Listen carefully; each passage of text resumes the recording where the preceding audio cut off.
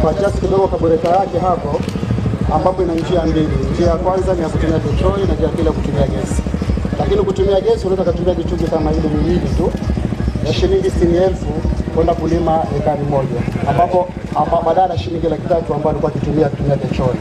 Kwa hivyo wakati Mheshimiwa Rais watumia nishati safi tunaufanyia kwa kitendo katika mkoa wetu huu wa Morogoro.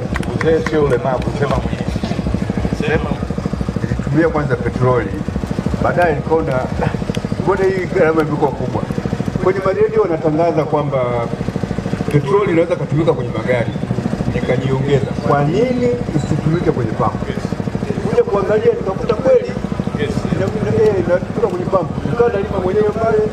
Bahati nzuri bwana shamba afisa kilimo mmoja anaitwa Zeno alipokuja kunitembelea akasema haiwezekani, hii lazima tufanye kwa wilaya nzima, watu wajue, wafaidike. Sababu haiwezekani mitungi miwili elfu 60 unapanda mpaka unavuna kwa petroli 300,000 kwa bei ya zamani, sio kwa sasa hivi. Kwa hiyo nilikuwa na kuomba mheshimiwa, hii elimu hii ya kutumia gesi, naomba, niko tayari mimi na yule aliyenileta hapa tuweze kutembea na kuweza kuwaelimisha watu wengine, ili wakulima wadogo wadogo waweze kufaidika na gesi. Hilo moja. La pili, kwa heshima yako, gesi inaweza ikapungua gharama kwa sababu inatoka nchini hapa, watu wakafaidika. Asante mheshimiwa. Kupitia kwenye udadisi kwamba kama gesi inaweza kutumika kwenye magari badala ya petroli, maana yake hata kwenye shughuli za uzalishaji, kilimo pamoja na maeneo mengine zinaweza kutumika. Hongera sana.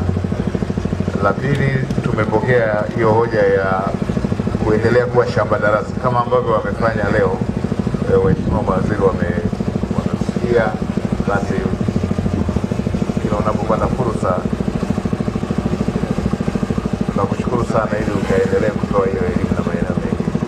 Kwa upande wa hoja ya kisera ambayo umeisema ya kuendelea kupunguza bei ya gesi, tumeipokea, na katika kila mwaka wa fedha tunaposoma bajeti kuna hatua tunazichukua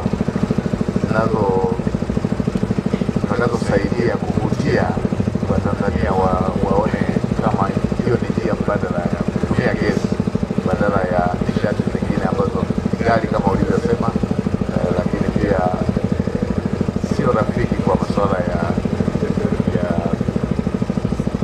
kuepukana na uchafuzi wa mazingira. Tunashukuru sana, hoja zote mbili hizo tumezipokea na tutafanyia kazi.